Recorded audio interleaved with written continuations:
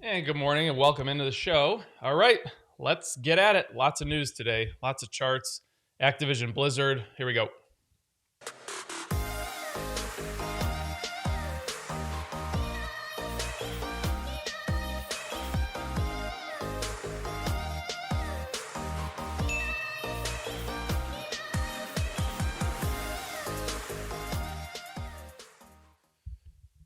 PayPal and Square are getting very interesting. I think PayPal is at a 52-week low, if I'm not mistaken. What do you guys recommend? Value ETFs? You know what?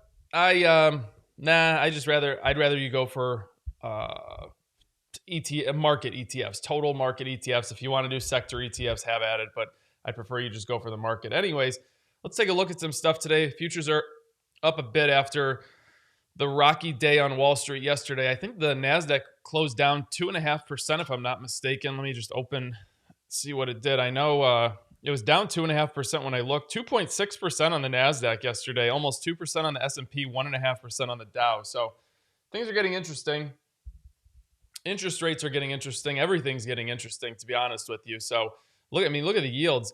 This is showing 1.87%. It's live right now. It's 1.9% on the 10-year. That is almost a 10 basis point move from Monday night or Tuesday morning, whatever you want to say. So, sheesh, and you see the 3 months creeping up. So if the 10-year starts creeping down, 3 months starts creeping up, you're going to have some kind of yield curve inversion. Is there anything that's close to inversion that's noteworthy? Nah, not really.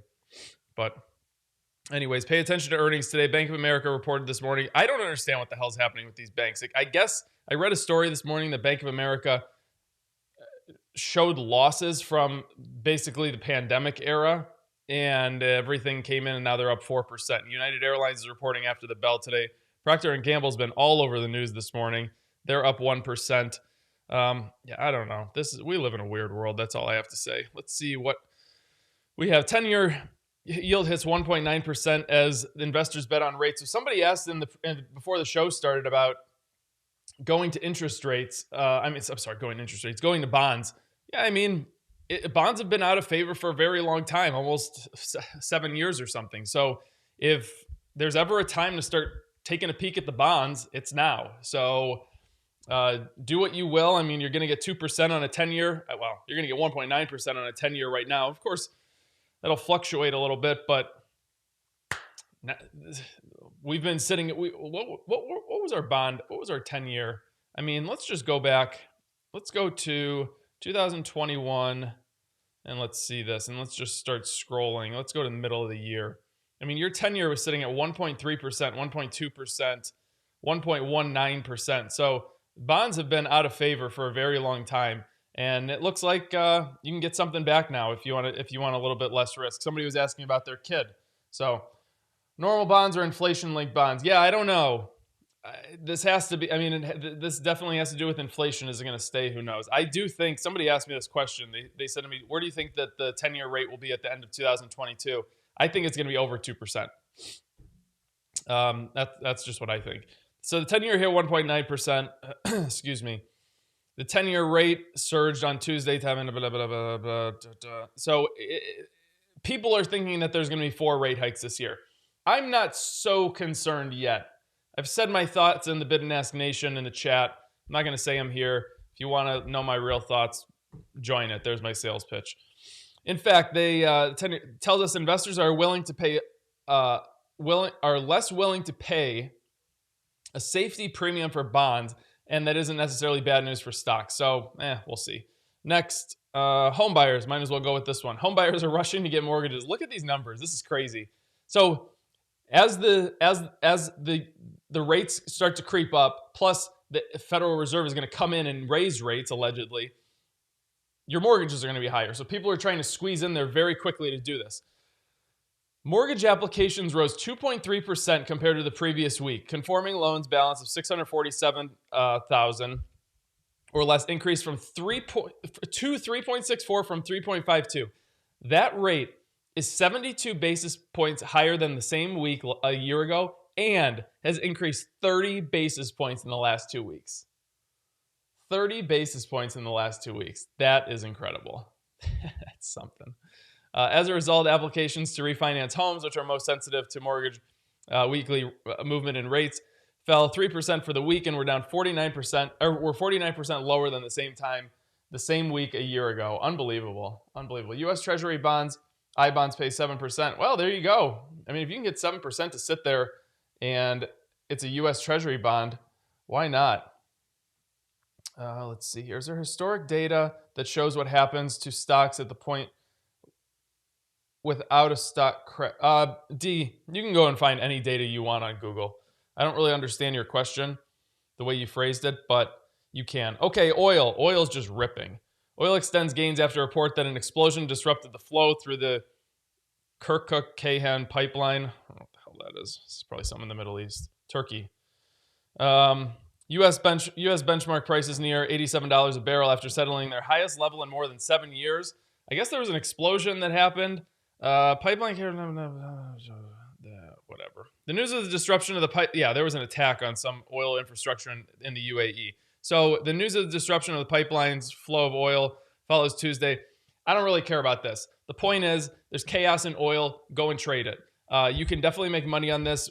People have been making tons of money. BP is a wonderful trade right now. If you want to go and look for these explosions that happen pretty much daily in the Middle East when it comes to oil, and find that company that's affected and go and day trade it and make money. You'll do very well.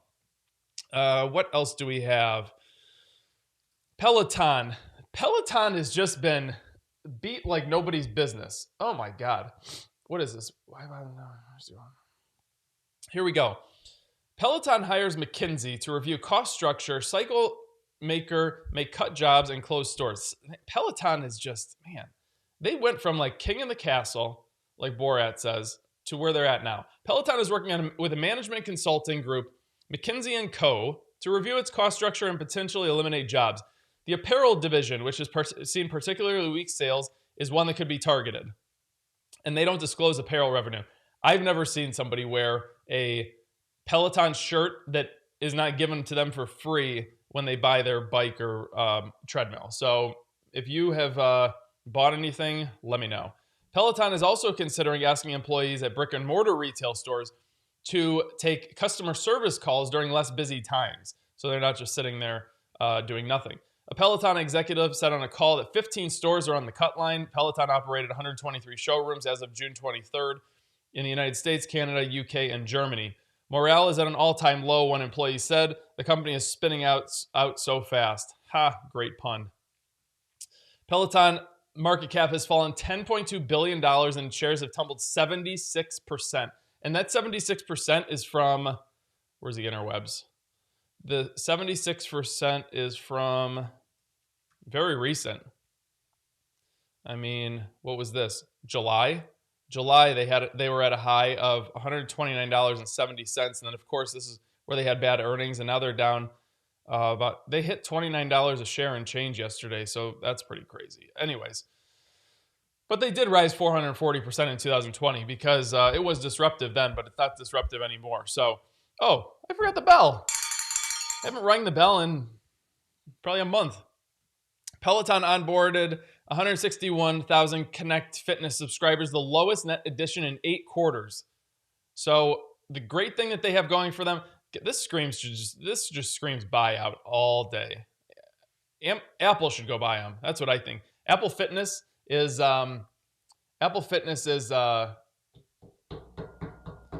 terrible, and they can be a lot better with this. My fiance buys a lot of their leggings. She said it costs less than Lulu for the same fit and style. Well, there you go. What else? Anybody else? One person. Sheesh. Okay. They're going to start changing the price of all of their equipment too, bikes and treads. So that will bring the cost of, let's see. The bike is going to go from $14.95 to $17.45, and the tread is going to go from $24.95 to $28.45. And they're saying that everybody's raising prices, so why can't we? In early November, the company slashed its 2022 outlook. This was the big hit that they took, projecting revenue between $4.4 billion and $4.8 billion, down from its $5.4 billion estimate.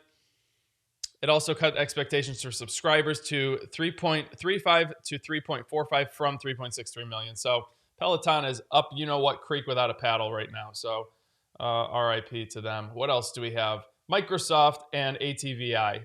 So this is awesome. This is such a savage move. So Activision Blizzard is the big carrier of Call of Duty. I don't play Call of Duty. I don't know how to play it. I don't know how to play games where you have to use two joysticks at one time. It just doesn't work. I don't know what happened. Maybe my mom dropped me as a child and now I don't know how to use 2 joysticks at one time. But with that being said, they have basically said that they are going to we will offer as many Activision games as we can within Xbox Game Pass and PC Pass. So that to me tells me that Call of Duty and whatever this other game, Warcraft or something, is going to be exclusively on PlayStation. Just like somebody did mention MLB The Show. I don't do online games. I just play it when I'm bored, like once a year. I bought a PlayStation back in the day to get MLB The Show, like MLB The Show 2014, and I've only bought one game ever since, and it's MLB The Show 2019 or something like that. Had Bryce Harper on the cover. Anyways, savage move. MLB The Show did it. Whoever makes MLB The Show, I have no idea. They said that we are only going to bring it out on PlayStation and nobody else can have that game, and that is what they did. I could see that happening with Microsoft and the Call of Duty games. Sony shares dropped 13% in Tokyo on Wednesday, the biggest drop since 2008, wiping out $20 billion off of their valuation in one day. Damn. With Call of Duty now most likely to be added exclusively to Game Pass roster, the headwinds for Sony are tougher. Sony has maintained consistent lead in sales and exclusive games over Microsoft's competing offers across PlayStation and Xbox generations. Sony will struggle to match Microsoft in terms of money it can spend to buy popular games IP.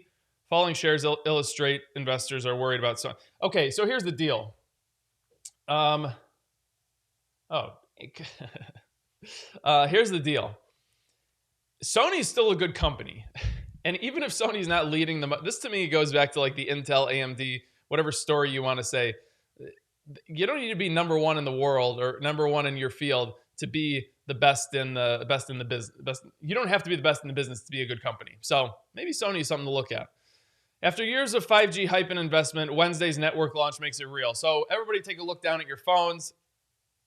See if it says 5G in the upper left-hand corner, or if you're on an Android, it might say it on the back of your phone or the bottom of your phone, or who knows, because Androids are weird. Anyways, if you have AT&T, it should say 5G plus in the upper left-hand corner. If you have Verizon, it should say 5G UW. But they have turned the towers on. If you're flying today, let me know how that goes for you. I'm actually very curious. To me, that whole flying thing that's happening, it makes me think this reminds me of Y2K. No one knows what's going to happen when you turn the towers on to everything in the world. This is like Y2K is happening right now with 5G, and it's highly entertaining to me. It won't be that highly entertaining if it's true, but Verizon spent $45.5 billion on 5G. AT&T spent more than $23 billion, and each of them have spent billions of dollars in infrastructure to install equipment in towers. Let's see.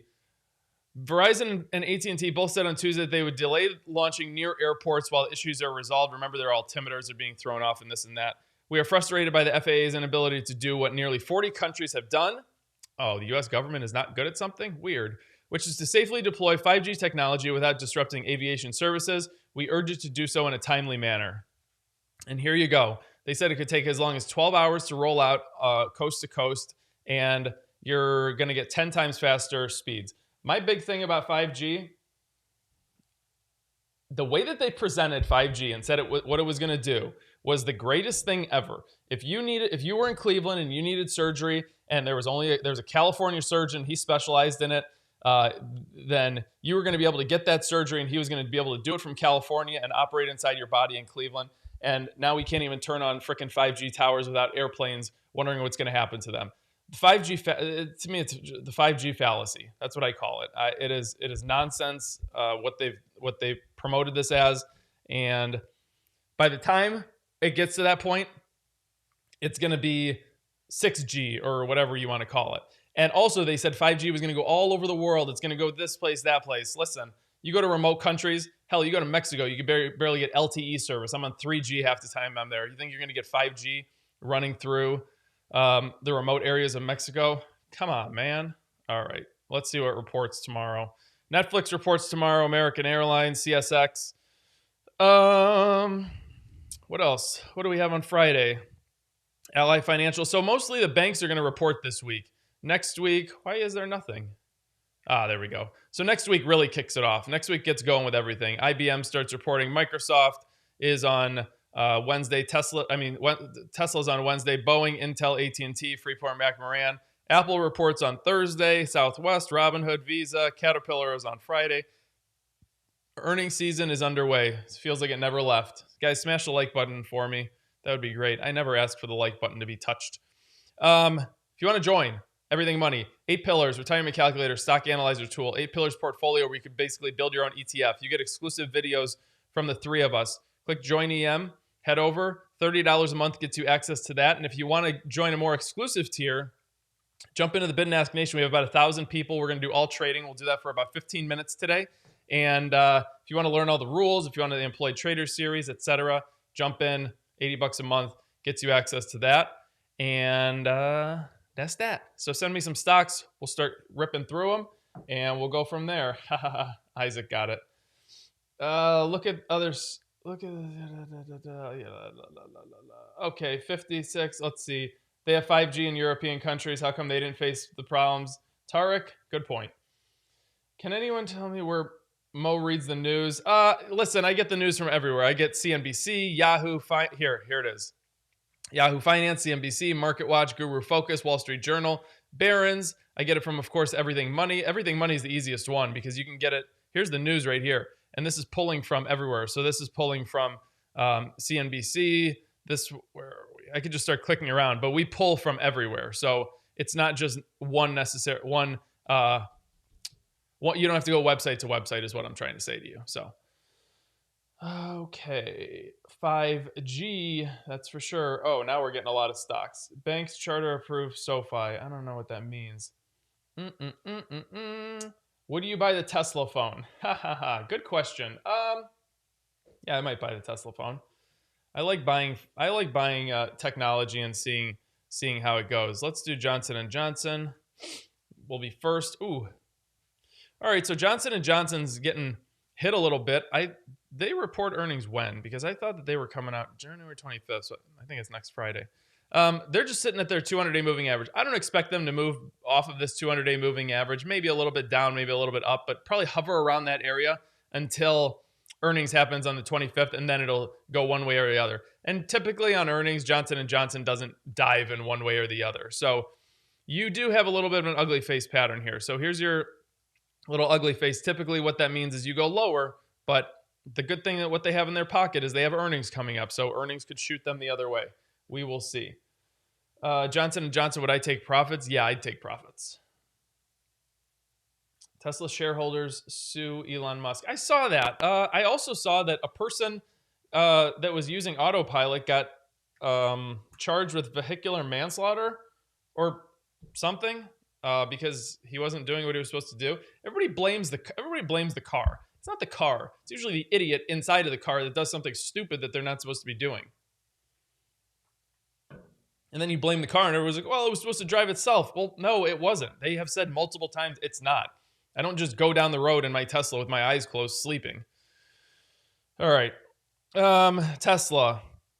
Consolidating here. I don't really see it dropping much below maybe $1,000 or $1,100, whatever that number is. Pretty much where it's at. If it does, it's going to bounce off of its 100-day moving average, about 949. So best thing that could happen right now, I wouldn't even be entering this thing just because you have no idea where the stochastic is going. This is going down. If you break this way, like this, and you want to go short and try to short it to this 100-day moving average, you can. It's going to be very tough for you, though. In my opinion, I wouldn't touch Tesla right now. I'd let a direction be chosen and go from there. Okay, Boeing. Oh, Boeing is actually making a move. Oh, so when I was in Mexico City last week, I saw a Boeing Dreamliner. First time I ever saw one. That is a big ass plane, man. All right, so here's the issue with Boeing, and let me zoom out a little bit more on the daily chart just so I could show you what's up. So this is August. Dropped below its 200-day moving average right here.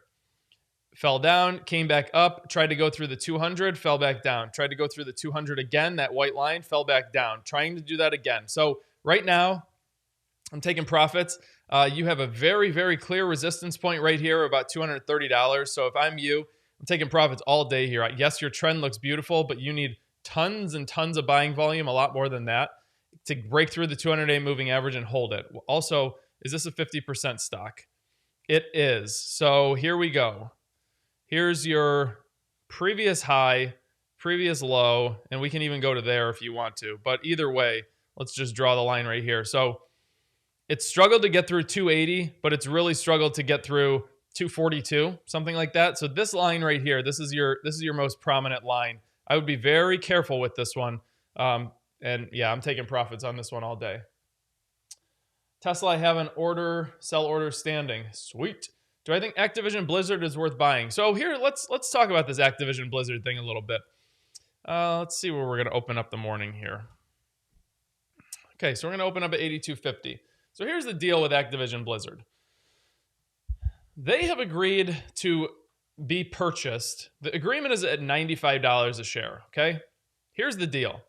If the deal closes, it's $95. So as soon as you touch $95, you better exit your position or your shares are going to get converted into Microsoft shares. And you'll have to read the deal to see what is exactly going to happen. But let's just stick to Activision Blizzard.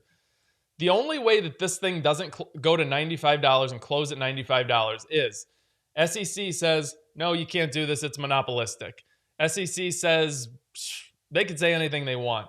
Activision Blizzard pulls out of the deal. Microsoft pulls out of the deal. The only way that this doesn't go to $95 is if the deal doesn't happen. So yes, it's an arbitrage play, but it's also an 18-month play because the deal is not going to close for another 18 months. At the same point, if this thing does go to $95 at any time before 18 months, and you have it, just exit your position because you ain't getting any more than $95. Can you look at PM flagpole pattern? Sure. PM. What's this? All right. Let's see here. Okay, PM. Now, what's the first thing I'm going to do? Pull up a line chart, of course. Yep. All right. So, okay, let me see here. I'm putting my thinking cap on for a second. Let's see here. All right. So, yeah, we're creating a W formation. The trend is beautiful. The stock, what is going on here? Okay, here's the deal. If you're in this long term, I would probably take profits right now just because you're starting to get this rollover on a daily chart. And I'm analyzing from over here, but I'm using the daily chart to help me out a little bit, okay? So take profits up here. And if you continue to move, just add your shares back on. I don't like this flagpole pattern that we've seen, but I do like the pullback that we're getting. So I'm kind of in like a catch-22 situation, but there's no one ever went broke taking profits. Take your profits. As this thing starts to move up again, go ahead and add back on, even add more money. But just be careful with this one. I just don't like the flagpole, and I don't like what oil has been doing or energy has been doing lately. No, I do like what it's been doing, but it's been happening very quickly. It's just gone straight up. So I mean, look at this. Look at this bottom here. Where's this? This bottom was on November 21st. We're at $85, and today we're at $101. So just be careful with that one. All right. Yeah, let's look at PayPal. PayPal's been beaten up. I think they're at a 52-week low. ATVI is going to be cash. ATVI is going to be cash. So my understanding is we get our shares taken. Oh yeah, okay, you're right. I forgot about the cash aspect of the deal. You're right. All right. Yeah, they are. Let's see, August 2020. Yeah, they're just getting. This stock has just been abused. And remember, after that had this big run up, I said, guys, it just can't. When these tech stocks run like that, they're going to run back down. Facebook, Apple, Amazon, Microsoft, Google, PayPal, Square, they've been the stocks that have led this market up. They're going to be the stocks that lead this market down. Make no mistake about it. That is an absolute fact, and it's going to happen. So you have a gap to fill, but I wouldn't be very concerned about that gap. I don't think it's going to happen anytime soon because this thing is a dog stock if it's ever been one. I'm telling you right now, guys, if you want to, this is the time you put $175 on a tracker share, or you just put it on an extremely tight watch list. So what I mean by tight watch list is create a watch list like this. I think this is watch list. Create a watch list like this, and then make another watch list and make that watch list like really tight. Only have like one or two stocks on it and make PayPal one of those stocks just so you don't miss it. And you make sure that you check it every single day. Okay. I would take profits and wait for a correction. Let's see what else we have here.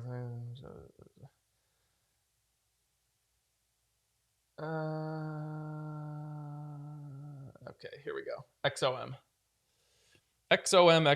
So here's another oil one. I'm sure this thing's ripping like crazy. And so the nice thing is we have a W that was created right here. So this one, if you see, whoever asked me about that last company, Philip Morris, the trend was way better on Philip Morris because it was coming through the sweet spot. But this thing has created very nice W's. I would look for it to come up here today, hopefully pull back a little bit tomorrow and continue its move. And you notice with this, what is this company? Exxon versus Philip Morris. Look at how great the volume has been since compared to Philip Morris. So there's a lot more interest in this one, clearly. Do you know someone? Do you know what happened to Unilever yesterday? No, I don't. We can take a look. Unilever. UL. Yeah, I don't know. Oh, boy, look at that. Straight down. So straight down. So here's the good news. You fell straight down and you don't have any moving averages to compete with going back up. I don't know what this company does. How old are they? Oh, they're pretty old. Okay, so now where's the low? Oh, boy. You know what? To me, I wouldn't even look at something like this. I would day trade it and just move on from there. Definitely don't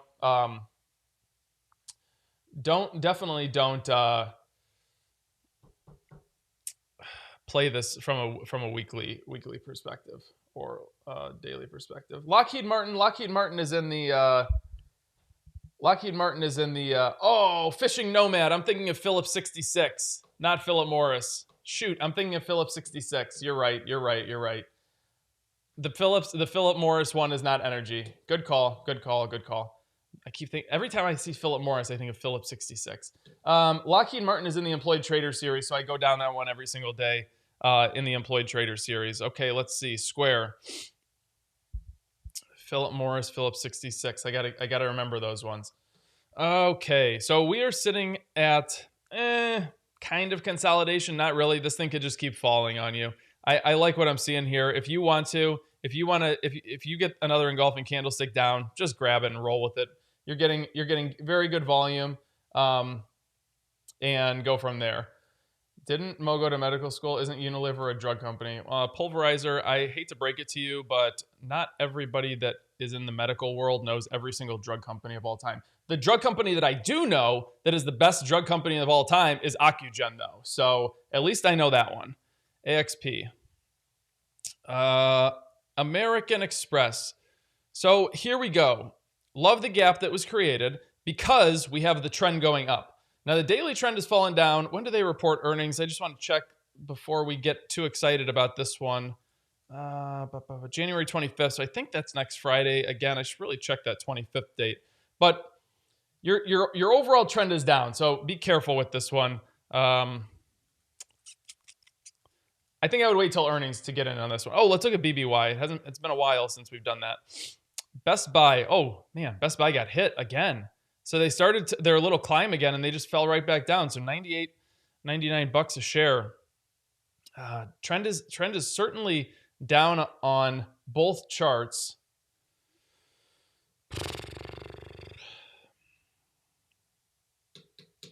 Guys, if I'm going to do something with this one, I know everybody's this gap is extremely appealing, but you got to wait for good volume to flush back into the stock. We haven't had that in the past month and a half. And what I would do is I would just wait until this thing moves into the sweet spot. That's just the way I would play this. So stock market is now open. Let's see. I will do 2 more stocks and we'll go from there. And by go from there means I'm going to leave. HPQ. Let's see. What's HPQ doing lately? So HPQ had a really big rally up to about $40, fell back down. So pay attention to this stochastic here. You are still perfect. I would not touch this thing. I wouldn't even... If you want to take profits, you can because your daily has fallen a little bit, but it seems like everything's stable. The only time you're going to exit this position is if your red line drops below the 80% line, and that's when you go. So go from there. What else do we have? My favorite drug company is in Colombia, Mo. I like it. All right. Let's see. Are we adding to Biogen again? So there's a few, a few good minutes that Seth and I did on Biogen yesterday. We looked at it from a trading and value standpoint. And I think everybody should just go and watch that because I have my thoughts on Biogen. I don't know if I'm right as far as the stock goes, but I'm definitely right as far as the insanity goes. Oh man, here's one, PZZA. We haven't done that one in a long while. Is this Domino's or Papa John's? What's Domino's? DPZA or something? All right, so they went to all-time highs and they're falling back down. I don't really see a lot of support in here. Shoot, outside of the 200-day moving average. Outside of this 200-day moving average at 116.27, I don't see a lot of support until we get down to $100. So if this breaks the 200-day moving average, you can short this thing down to the $100, and I think you'll be okay. The trend is looking like it's falling hard. But guys, make sure you get through the 200-day moving average. Do not short it right above the 200. And when do they report earnings? February 22nd. So you're Gucci. You have a long way to go with this thing. Just please do not short going into 200-day moving average. I forgot Baba. Oh my God. What would the morning show be without Alibaba? What would the morning show be without me telling you not to trade Alibaba? So Alibaba, they report February 2nd, but I don't really know what that means because they report, remember the report last time said that it was coming out on a certain day and it didn't come out for another couple weeks because the way that the Chinese companies report. Anyways, it struggled very hard to get through the 50-day moving average. This thing is going to just do what it does. It's going to bounce. If it can get through the 50-day moving average, it's going to struggle to get through the 100-day moving average and so on and so forth. to me, I don't even think I would look at Chinese stocks anymore from a trading perspective. Unless you want to day trade them, the value is where it's at if you want to do that. So, all right, guys, I am done for today. I will see you back here, same time, same place tomorrow morning, 23 and a half hours. Catch you on the flippity flap. Thank